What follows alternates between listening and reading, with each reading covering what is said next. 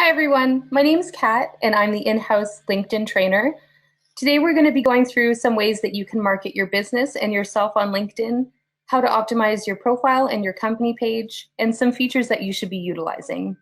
So this webinar is going to focus mainly on organic ways of marketing, but if you're interested in learning more on LinkedIn analytics, paid ads, and premium features, we will be doing a more in-depth webinar on that as well later on.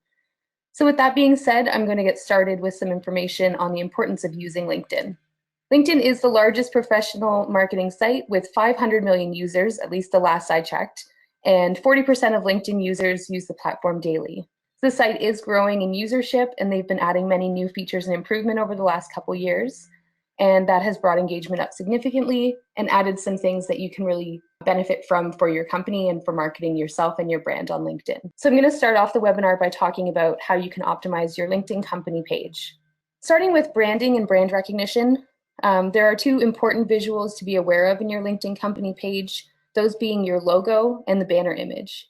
You'll want to make sure that the branding across all of your social media channels is consistent as far as using the proper logo, messaging, and colors, and make sure that your logo is included in your profile image and that your branding, colors, and messaging is displayed within the banner image. You can also use your URL, or rather include your URL and central phone number in your banner image, and include a call to action, a tagline, or a hashtag as well. In addition to your primary banner image, you can create a banner image to showcase an upcoming event or a product launch, or share your company culture with photos of your team and stuff that's happening around your office. And these can be switched up incrementally when you have these events coming up and when you want to showcase something new.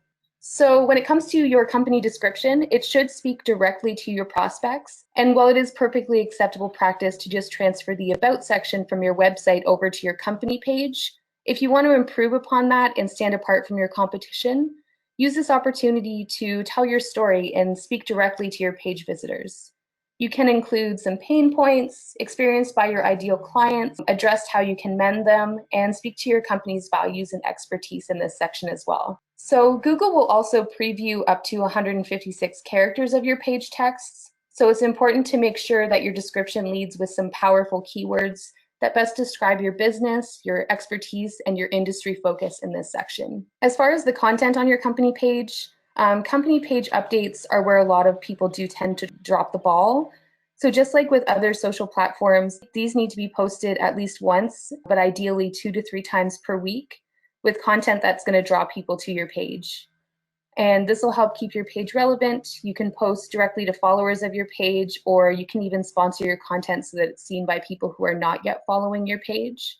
And a great idea for content strategy on LinkedIn is to post something that will keep people coming back to your page, like a series of 5 to 10 tips or tools, maybe a series highlighting your team members or your clients, some weekly productivity hacks, countdowns to top 10s, or any other topics that you might find fit your brand.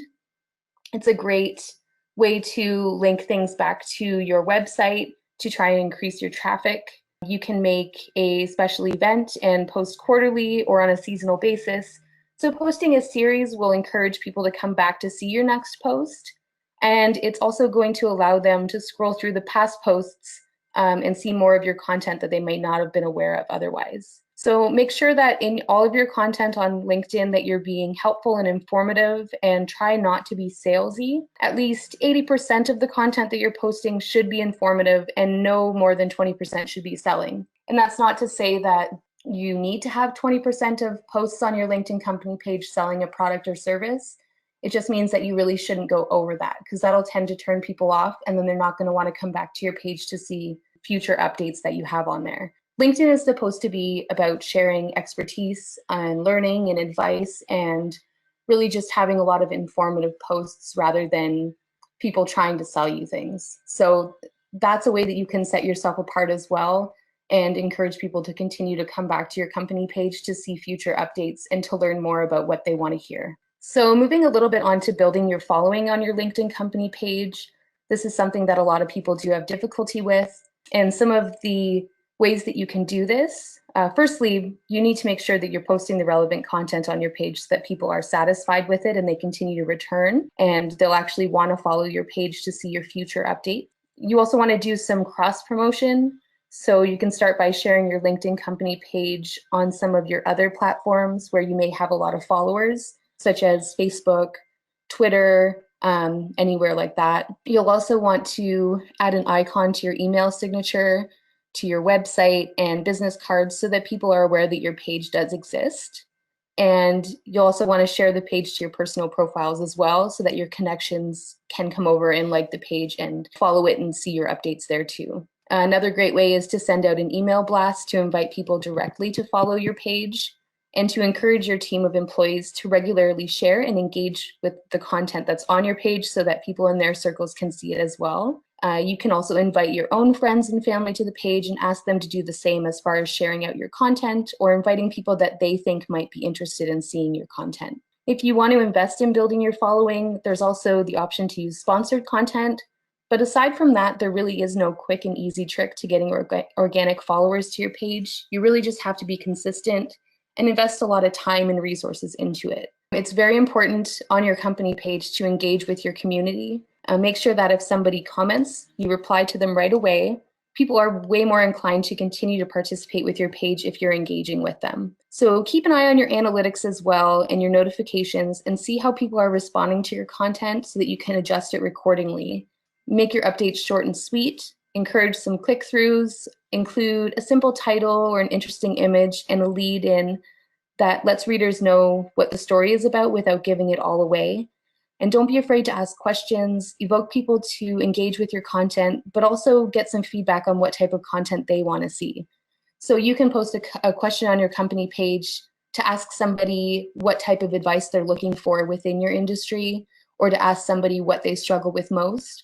And generally, people will respond to those types of questions, and that increases your engagement, but it also gives you some insight into what you should do for your future posts. Any page that engages with its users tends to get a lot more engagement in return. If people are replying to your comments or your posts rather and not getting any reply from you, they're not going to want to come back and do that again. So you have to make sure that you are giving them a lot of your attention in that sense. So moving on a little bit from your company page optimization, I just want to talk a little bit about showcase pages. It is a similar feature to your company page, but it's also different in a lot of ways. So showcase pages enable you to promote certain products or services to specific customer segments. And these pages are used as an extension of your LinkedIn company page. So for example, a company like Adobe may want to have a showcase page for their Creative Cloud services to promote their specific software, and they do have that enabled. And you can treat your showcase page as a mini LinkedIn company page for that specific product. You can create up to 10 of them for your company page, but if you do require more, you can reach out to LinkedIn support and request more, and they will help you with that. And once these showcase pages are created, they're going to be shown on your company page right below your About section. So it's a way to get people to go from your company page where there might be a lot of information with only a little bit of it that's targeted towards them, and they have an option now to go to a showcase page where you might be sharing something that's more relevant to them specifically.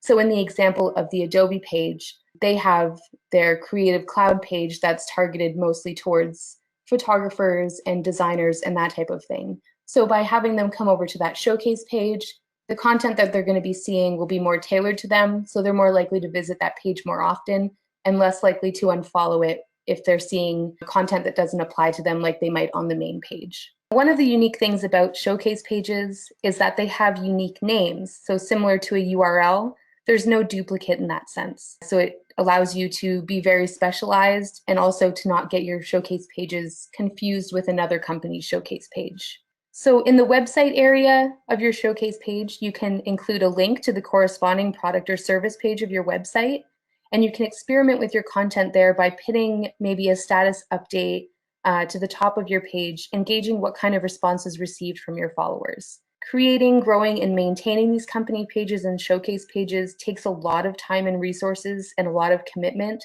So you can't simply set them and forget them. You do need to follow up and do a lot with those pages to make them successful. And if you wanted to create a showcase page for your company, you can simply navigate to your LinkedIn company page, open up the admin tools on the top right corner, and it'll bring down a drop-down menu where you can then create that page. So here's just an example of where you might find a showcase page. And again, just using Adobe as an example, this is their main company page. And if you just scroll down a little bit, it showcases or shows you their showcase pages there rather. So if you were to click on the Adobe Creative Cloud, it would bring you over here.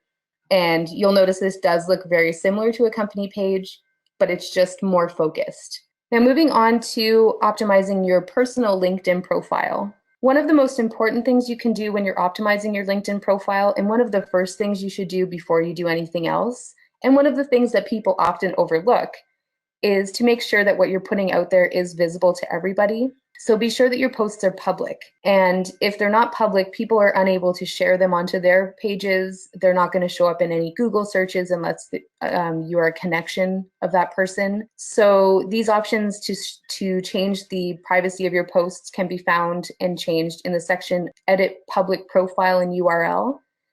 And under there, you would just click Edit Visibility, and you can actually customize this section to be specific about who you want to see your updates. But if you're using your profile for any marketing purposes, I would recommend just having it public.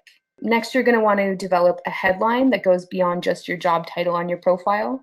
Your LinkedIn profile headline defaults automatically to your current title and company, but you can edit that in your profile edit section. So try to make it compelling and unique.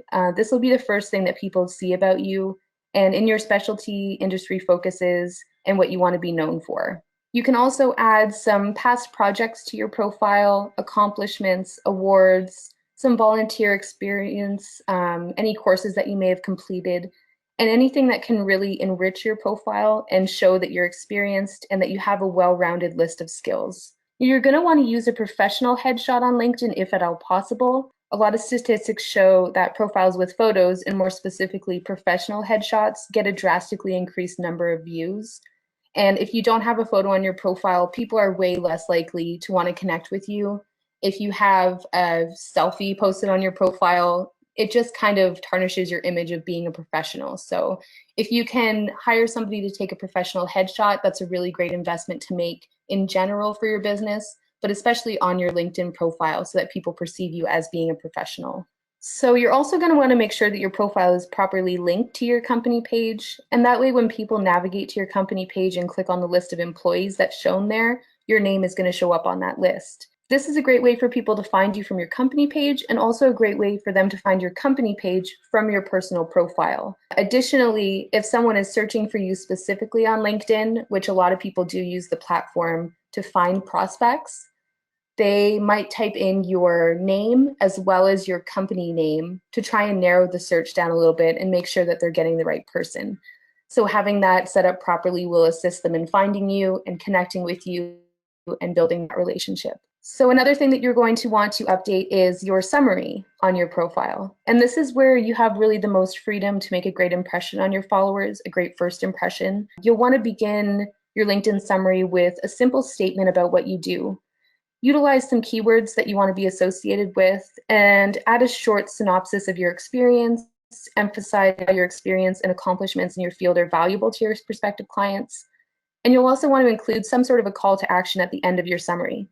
So if you manage to capture their interests, you can then guide them towards what to do next. And this can be a link to a 15-minute phone call booking on your website, a link to your website main page, your contact page, a page that you want to highlight, or even just an invitation to connect outside of the platform. Make sure that your experience and your information sections on your profile are current so that your followers are up to date on what you're doing and what you have as your most recent information up there for them to see. If you've changed jobs recently, make sure that you archive an old job so that when someone's searching for somebody to connect with from a specific company, they'll know whether or not you are still working there and what your duties are.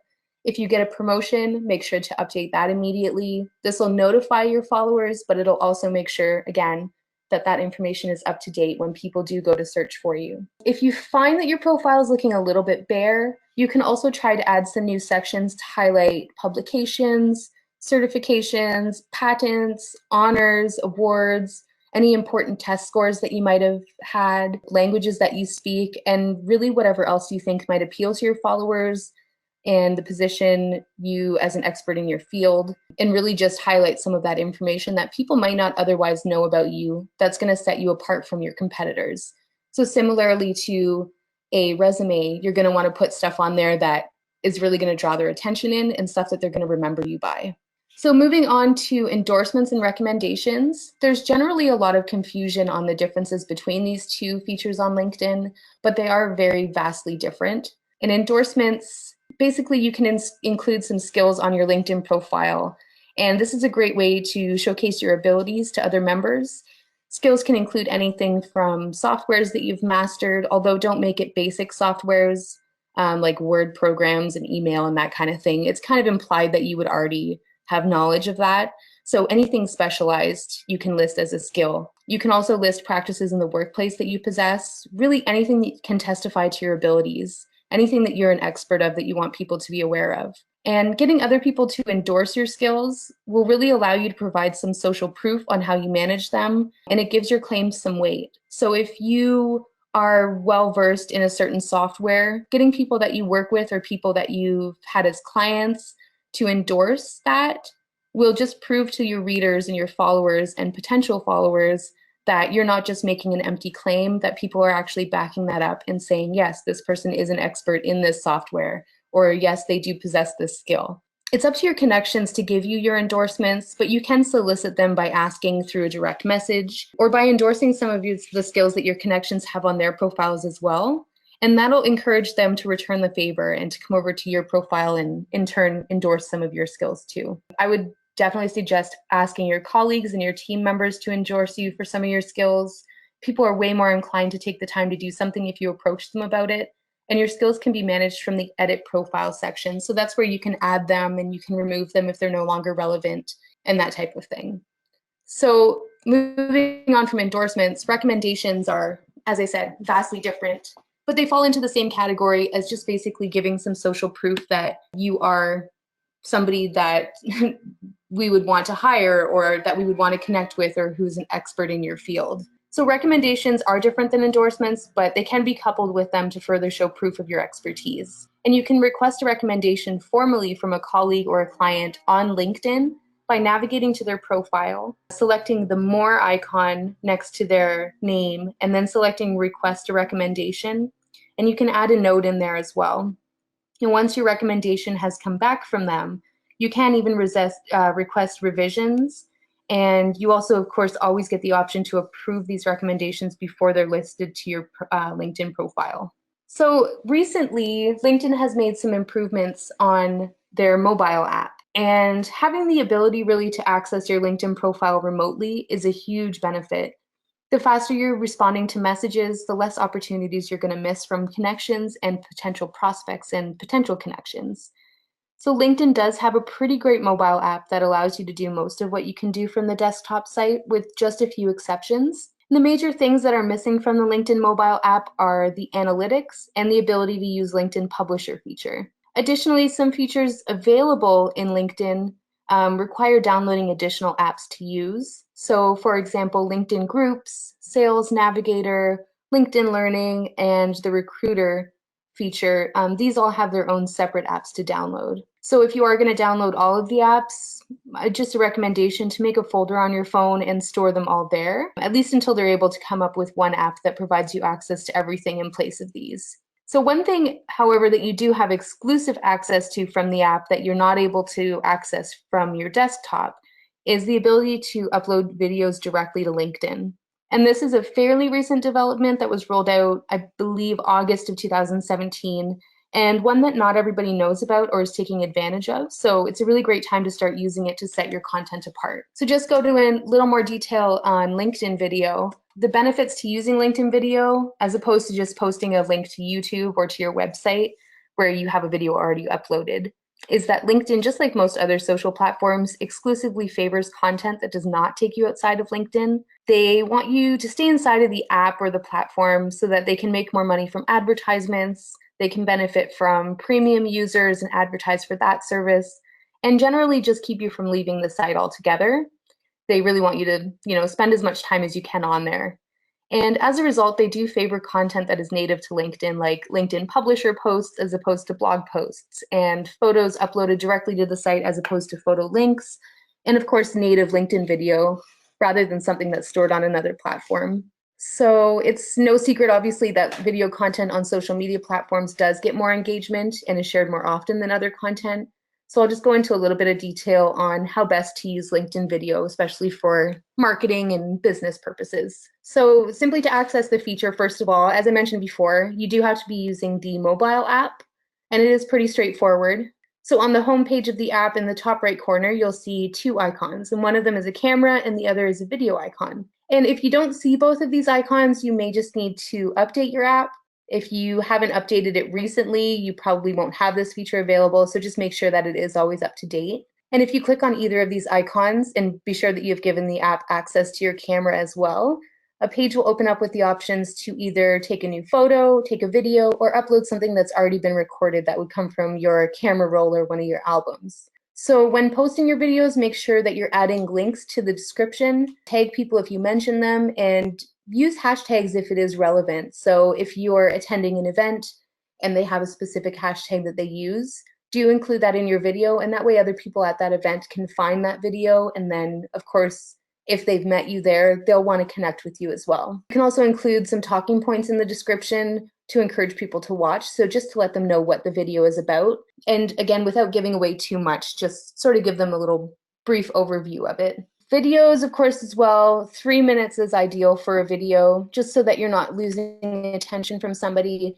but it's also long enough that you have time to go through and make it valuable for them.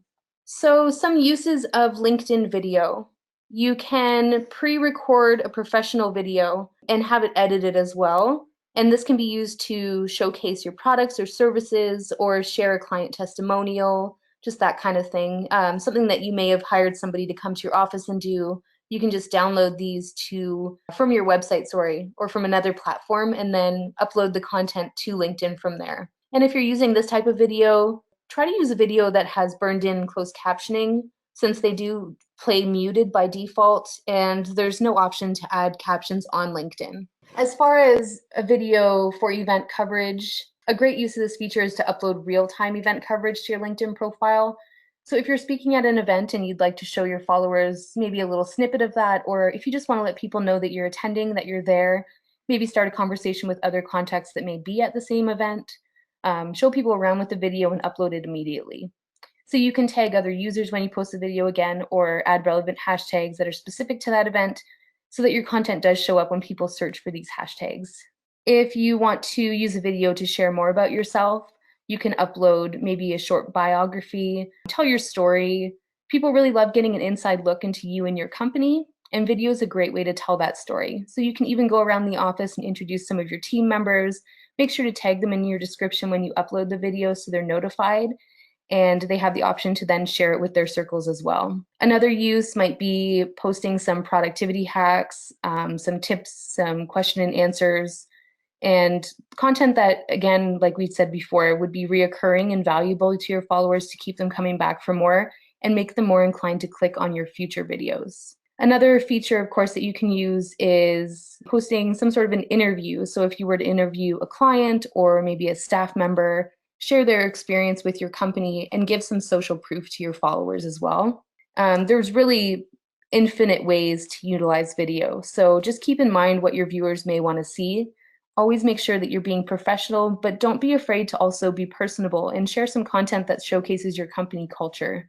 You are allowed to have fun while you're maintaining a professional image. Just make sure that you have a plan for your video so it doesn't end up kind of going off the rails and losing focus on what you wanted to cover. Another use as well, is short form video. So this can be 15 seconds or less, just to show a really quick hack or a product. So maybe if you're doing something every Tuesday where you share, I don't know, a technology tip or something to that effect, or a life hack, just posting that consistently and making it a very brief video will encourage people to click on it again. So moving on past the video section, LinkedIn groups. So you want to be sure to find and join active LinkedIn groups that match your location or your industry, and use them really as an opportunity to share valuable content and to network with other professionals. As far as content goes, try to make sure that you're not selling in these groups or you really won't see a lot of activity. And if you find a need that isn't already fulfilled by a LinkedIn group, you can even try creating a group yourself. Just know again, like we mentioned before about the company pages, that it is a lot of work to build membership, and this isn't the type of thing that you can really set and forget. So you're going to want to send out maybe an email blast inviting people to the group, invite all of your contacts that might find it useful, and really make sure that people are getting a lot of value out of what's posted there. That's really important because LinkedIn groups especially, people don't want to see people selling in there. It's mainly just to position yourself as an expert in your field, keep your name on people's minds, and build some really valuable relationships that you can then turn into maybe prospects or get some referrals from those people down the line. So I'm just briefly going to touch on analytics here. You really want to pay close attention to the data that you're gathering from LinkedIn and adjust your posting schedule and content accordingly. So if you're noticing that posts that you're putting out with certain types of images are getting a lot more feedback than other ones, or if something being posted at 9 a.m. is getting a much better response than something that's being posted at 5 p.m. And this does vary based on your industry, so there's no magic formula. But you want to adjust your posting schedule and your content for the future based off of those analytics. And I would definitely suggest checking in weekly and monthly to see how your posts are performing. There's a lot of different things that influence whether or not people are engaging with a post or whether or not they're seeing it. And that's data that you can gather over a longer period of time, even a few months, even a year, maybe sometimes, just to find out what your audience really is responding to best. And also to make sure that the people that you're targeting are the right people that you want to target and they're in your market, people that might be interested in your services. If you're getting 100 people who are responding to a post, but none of them are people that you want to connect with, then you are going to want to adjust your content. Another way to test effectiveness, of course, is to pin certain posts to the top of your page. And that way, when they go to your page, it's the first thing they're going to see. So you could have a certain post pinned to the top of your page for a month and examine the analytics afterwards and see, okay, 300 people saw this post, but only one person engaged with it. So what can I change about that to make it better? Use the data from your analytics to establish a baseline target and then create some short-term and some long-term goals to work towards as far as getting engagement and getting people to share your posts or getting them to contact you. So impressions, interactions, and engagement, those are three, I think, of the main aspects of your analytics. Impressions are the number of times each update is shown to LinkedIn members. So this is similar to the Facebook reach. This is just how many people have scrolled through their newsfeed or gone to your page and seen this post. It doesn't mean they've read it. It doesn't mean they've clicked on it. It just means that it has shown up somewhere in their feed. Your clicks are the number of people who click on your content, your company name, or your logo. This does not include interactions with your posts. Your interactions, however, are the number of times people have liked your post, how many comments have been left, and how many times it's been shared. And then your engagement is a percentage, and this percentage shows the number of interactions plus the number of clicks and followers acquired divided by the number of impressions. So this is basically a number that shows you the percentage of people who have engaged with your content in some way based on how many people it's been shown to. So some of the benefits of using LinkedIn analytics for your company. The key to engaging your LinkedIn audience is knowing as much as you can about them. In the LinkedIn Analytics tab, there is an option to see the age of your followers or the people who are engaging, their gender, their location, what mobile or desktop platform they're using to see your content, all that kind of stuff.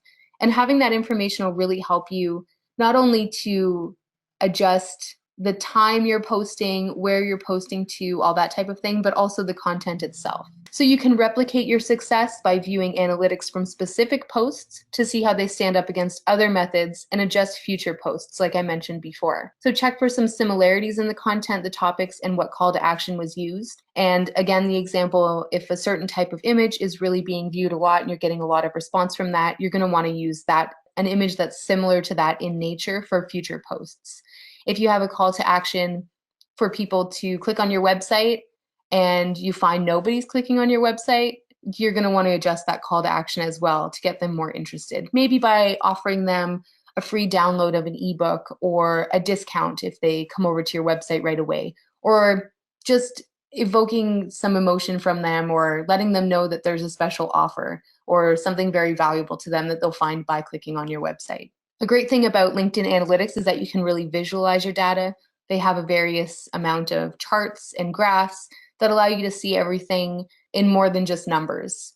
And to find out what your demographic is responding to your content and target them via LinkedIn ads, analytics are great to find out exactly who you're hitting now and who you're not hitting, more importantly, so that if you are doing a LinkedIn ad, you're going to know who you want to target with that ad.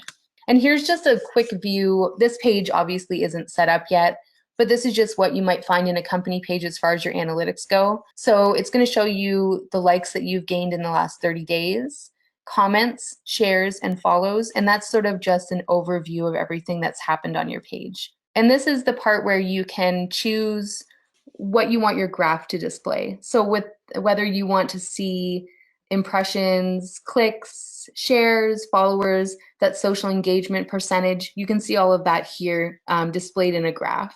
And obviously this is empty again, but this is going to show your most recent posts and how people have responded to them. And this section is very, very useful as far as targeting your future content. So under update name, it'll just show maybe the title of the post that you shared. It'll show the date that it was shared, how many followers you acquired while that post was up, impressions, clicks, engagement, all of those things that we talked about before rather. It's all going to show that stuff sort of in a more easy to navigate area.